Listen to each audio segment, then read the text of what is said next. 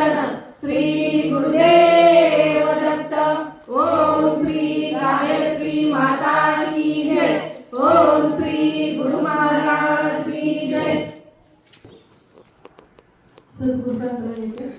सद्गुरुनाथा हात जोडितो अंत नको पाहू, उकळुनी मनीसे निज भुज सारे वद कवना गाऊ, निशिदिन श्रमसी मम हिताच तू, किती तुझ शिन देऊ हृदयी वससी